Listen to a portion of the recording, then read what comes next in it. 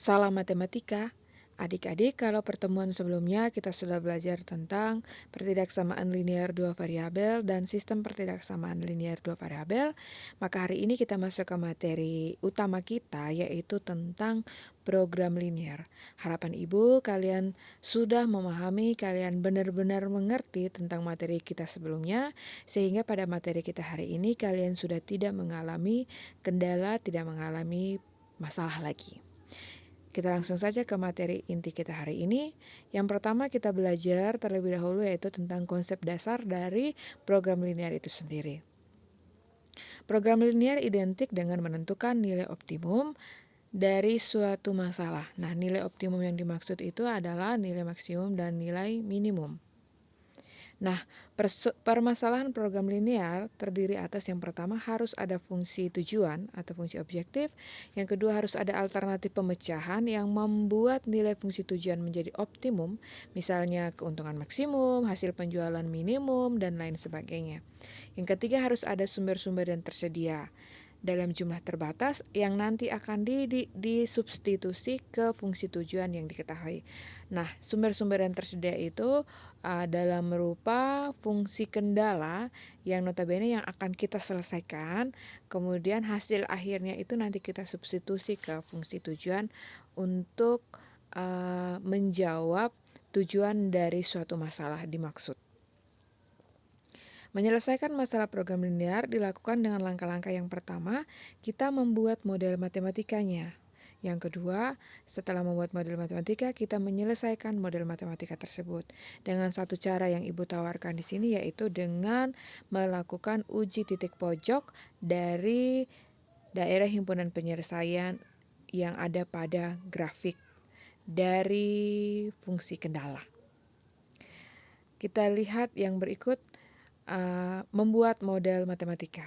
Nah, membuat model matematika artinya menerjemahkan masalah ke dalam bahasa matematika, bahasa simbol yang berbentuk pertidaksamaan. Nah, hasil terjemahannya disebut sebagai fungsi kendala. Nah, langkah awal membuat model matematika yang pertama itu kita mengecek terlebih dahulu fungsi tujuannya. Sehingga dari fungsi tujuan itu kita bisa membuat pemisalan terhadap semua sumber-sumber yang tersedia pada masalah. Nah, selanjutnya kita menerjemahkan masalah ke dalam bentuk pertidaksamaan, maka jadilah sebuah model matematikanya. Contoh, terjemahkan ungkapan-ungkapan berikut ke dalam bentuk pertidaksamaan. Untuk soal ini, langkah 1 kita abaikan, kita langsung ke langkah 2 dan langkah 3. Kita lihat soal yang pertama. Tugas matematika tentang program linear dikirim dalam bentuk foto maksimal 7 foto. Nah, dari soal ini adalah kalimat ini mau kita nyatakan ke dalam bahasa simbol atau bahasa matematika. Nah, oleh karena itu, langkah pertama kita lakukan pemisalan dulu. Kita misalkan X adalah banyaknya foto yang dikirim. Maka model matematikanya menjadi X lebih kecil sama dengan 7. Kenapa pilih lebih kecil sama dengan? Karena ada kata maksimal yang menunjukkan kecil sama dengan. Nah, untuk lebih jelas kita lihat soal berikut. Besar tabungan Andi di bank paling sedikit Rp500.000. Nah, lagi-lagi kita lakukan pemisahan. Kita misalkan besar tabungan Andi itu dengan M, maka model matematikanya menjadi M lebih besar sama dengan 500.000. Karena paling sedikit itu identik dengan lebih besar sama dengan.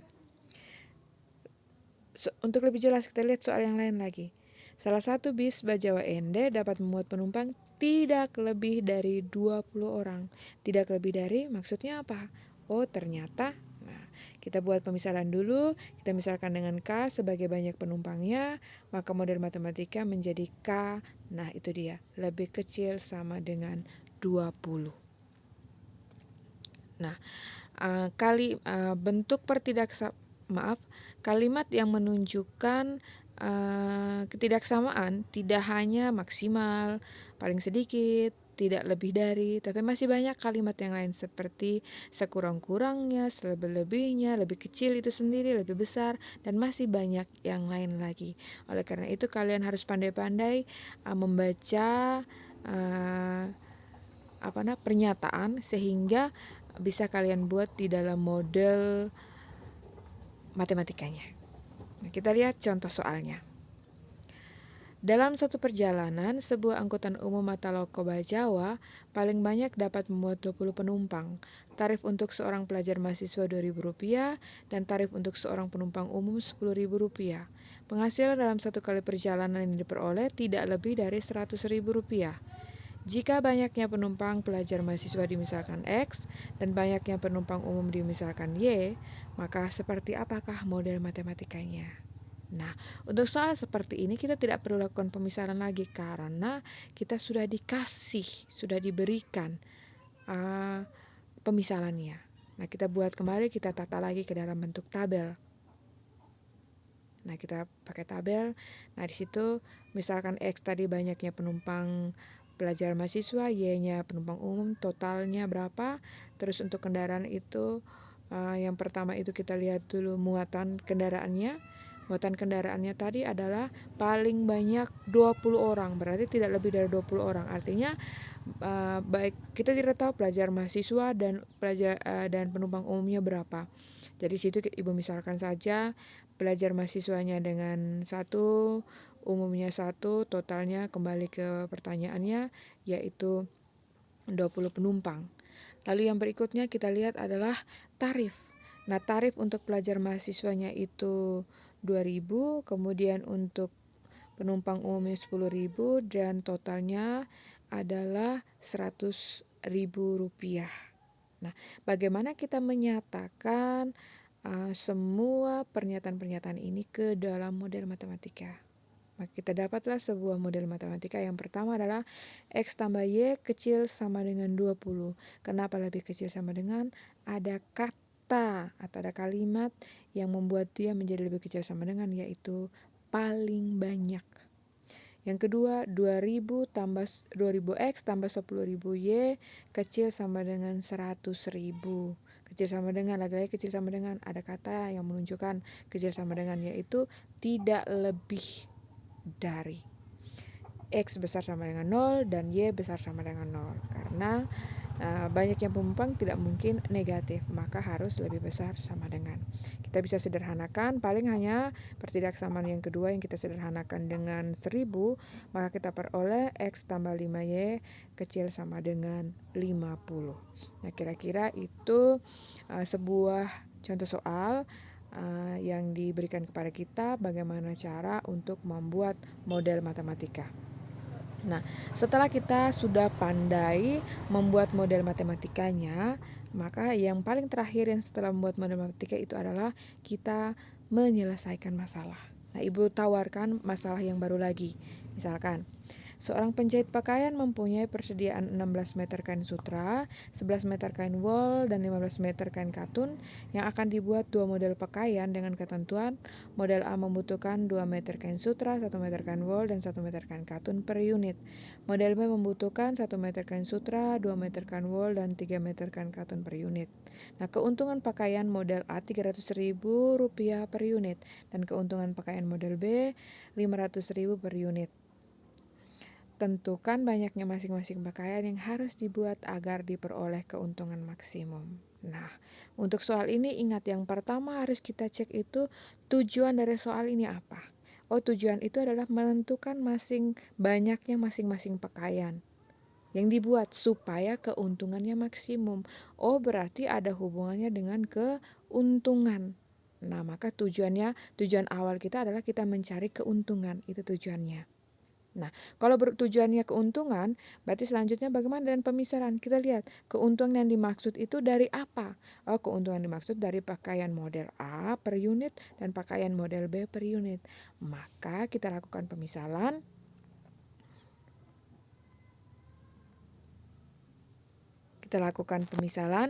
Banyaknya pakaian model A adalah X dan banyaknya pakaian model B adalah Y. Nah, kita buat dalam bentuk tabel seperti itu. Untuk bahan yang pertama, sutra, kedua wol, ketiga katun. Ingat, Ibu lupa tadi, ingat kalau misalnya kita dikasih soal dalam bentuk luas lahan, misalnya seperti itu.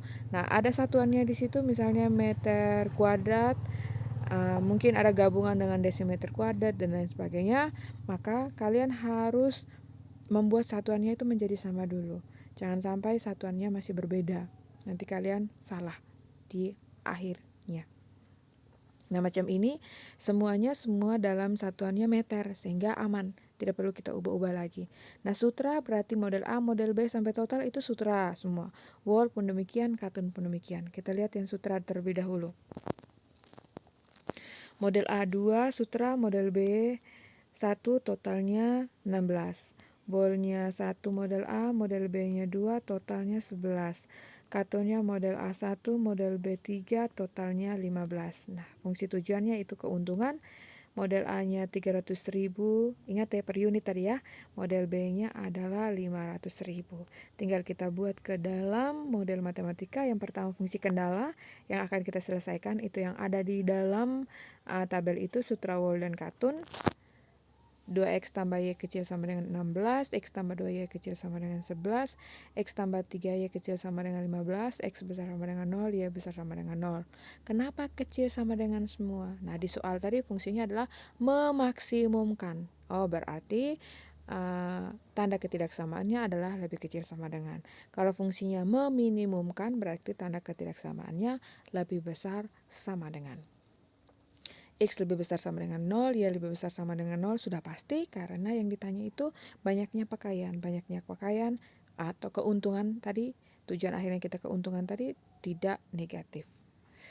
Selanjutnya kita lihat fungsi tujuan. Fungsi tujuannya adalah 300.000 X tambah 500.000 Y. Nah, bagaimana kita menyelesaikan fungsi kendala? Jangan lupa cara menyelesaikan sistem pertidaksamaan linear yang sudah kita belajar sebelumnya. Langkah yang pertama kita menentukan DHP dari fungsi kendalanya. Pertidaksamaan yang pertama, 2x tambah y kecil sama dengan 16, kita ubah ke persamaan. Kemudian kita cari titik potongnya, kita peroleh titik yang pertama 0,16, titik potong yang lain 8,0. Untuk pertidaksamaan yang kedua, kita buat persamaan, maka kita dapat titik potongnya 0,11/2 dan 11,0. Untuk pertidaksamaan yang ketiga kita dapat titik potongnya 0,5 dan 15,0. Nah, selanjutnya titik-titik potong dari setiap persamaan ini kita bawa ke dalam sebuah bidang kartesius. Kemudian tinggal setelah itu kita langsung cari dia punya DHP-nya ada di mana. Untuk persamaan yang pertama 2x tambah y sama dengan 16, titik potongnya 8,0 dan 0,16. Nah, melalui kedua titik potong ini kita tarik sebuah garis. Nah, garis ini yang kita sebut sebagai 2x tambah y sama dengan 16. Nah, karena pertidaksamaan tanda ketidaksamaannya lebih kecil sama dengan, kemudian koefisiennya y-nya positif, maka DHP-nya pasti berada di bawah garis pembatas. Ibu arsir daerah yang bukan merupakan DHP. Kemudian yang berikut pertidaksamaan yang kedua dengan persamaannya titik potongnya itu 11,0 dan 0,11/2. Melalui kedua titik ini kita dapat sebuah garis. DHP-nya juga berada di bawah garis pembatas karena koefisiennya positif dan tanda ketidaksamaan negatif, hasil perkaliannya negatif, maka DHP di bawah garis. Ibu arsir daerah yang bukan merupakan DHP seperti itu. Kita sisakan daerah yang kosong. Kalau daerah yang kosong maka di situ adalah DHP-nya ya. Yang berikut kita lihat titik yang ketiga itu 15,0 dan 0,5. Nah, kita dapat sebuah garis lagi yaitu garis yang kita namakan sebagai X tambah 3Y sama dengan 15. Ini pun sama, lebih kecil sama dengan, maka DHP berada di bawah. Nah, kita arsir lagi di situ. Nah, ingat ketentuan tadi adalah X besar sama dengan 0, Y besar sama dengan 0, berarti semuanya berada di daerah yang positif, X positif dan Y positif. Maka kita dapatlah DHP-nya di situ. Ya. Nah, pertanyaan Ibu, ada berapa titik pojok? Nah, ternyata ada 5 titik pojok. Nah, selanjutnya titik-titik pojok itu yang akan kita kita substitusi ke fungsi tujuan. Nah, kita cek dulu titik-titik pojoknya. Titik pojok yang pertama, nah ini Ibu kasih keluar dari grafiknya, titik pojok, kita Ibu misalkan di situ A, B, C, D, E. Titik pojok A diketahui yaitu 0,0, tijok B-nya itu 8,0 diketahui, tijok C-nya tidak diketahui. Nah, tijok C itu pertemuan antara persamaan garis 2x tambah Y sama dengan 16 dan X tambah 2Y sama dengan 11. Selanjutnya kita eliminasi salah satu, baik X atau Y, terserah kita. Nah, di sini Ibu pilih untuk eliminasi Y, maka atasnya kali 2, bawahnya kali 1, atasnya diperoleh 2 kali 2X kali 2, 4X, Y kali 2, 2Y, 16 kali 2, 32, bawahnya tetap. Nah, untuk eliminasi Y, maka kita operasinya kurang, 4X kurang X, 3X, 2Y kurang Y-nya 0, 32 kurang 11-nya 21, maka X sama dengan 21/3 sama dengan 7. Selanjutnya X sama dengan 7 kita substitusi ke salah satu persamaan, Ibu substitusi ke persamaan yang kedua, maka 7 tambah 2Y sama dengan 11, 2Y sama dengan 11 kurang 7, 2Y sama dengan 4, Y sama dengan 2 diperoleh dari 4/2. Dengan demikian tijok C-nya adalah 7,2. Lalu bagaimana dengan tijok D? Tijok D pun sama, belum diketahui. Tijok D itu pertemuan antara persamaan garis X plus 3Y sama dengan 15 dan X plus 2Y sama dengan 11. Nah, untuk ini sudah ada unsur yang sama, atas dan bawah X dan X, maka tinggal kita eliminasi X saja. Maka yang bersisa adalah 3Y kurang 2YY, 15 kurang 11 sama dengan 4, maka Y-nya 4. Kita substitusi ke salah satu persamaan, Ibu pilih persamaan yang kedua, maka kita dapat X sama dengan 3. Dengan demikian, tijok D-nya adalah 3,4 dan tijok E-nya diketahui yaitu 0,5. Selanjutnya seperti tadi yang Ibu bilang, langkah yang ketiga, semua tijoknya ini kita substitusi ke fungsi tujuan 300.000 X tambah 500.000 Y. Tijok yang pertama 0,0, X-nya kita ganti 0, Y-nya kita ganti 0, disubstitusi maka hasilnya 0. Tijok yang kedua kita substitusi maka hasilnya 2.400.000. Yang ketiga substitusi hasilnya 3.100.000. Yang keempat titik ke 3,4 kita substitusi hasilnya 2.900.000. Yang kelima titik E 3,4. Oh maaf, harusnya di situ 0,5. Ada kesalahan pengetikan di situ. Harusnya di situ 0,5 kita substitusi, maka hasilnya adalah 2.500.000. Itu lupa diedit. Dan langkah yang terakhir adalah kita menafsirkan kembali. Nah, dari situ kita dapat yang keuntungan yang paling besar itu adalah 3.100.000 rupiah. Itu dari 7 unit pakaian A dan model A dan 2 unit pakaian model B. Nah, sekarang tinggal kita bawa kembali hasil itu, kita nyatakan ke dalam bahasa, kita membahasakan kembali. Begitu maksudnya, kita membahasakan kembali. Sehingga itu Ibu buat dari data pada langkah ketiga, keuntungan maksimum yang diperoleh adalah 3.100.000 rupiah, sehingga banyaknya pakaian model A yang dibutuhkan yang dapat dibuat itu adalah 7 unit, dan pakaian model B yang dibuat adalah 2 unit. Nah, kira-kira seperti itu materi kita pada hari ini. Kiranya kalian boleh memahami. Maaf jika ada kekurangan dari video Ibu kali ini. Semoga kalian bisa mendengarkan apa yang Ibu sampaikan dan kalian boleh bisa mengerti dan kemudian bisa menyelesaikan tugas yang Ibu berikan. Terima kasih. Salam matematika.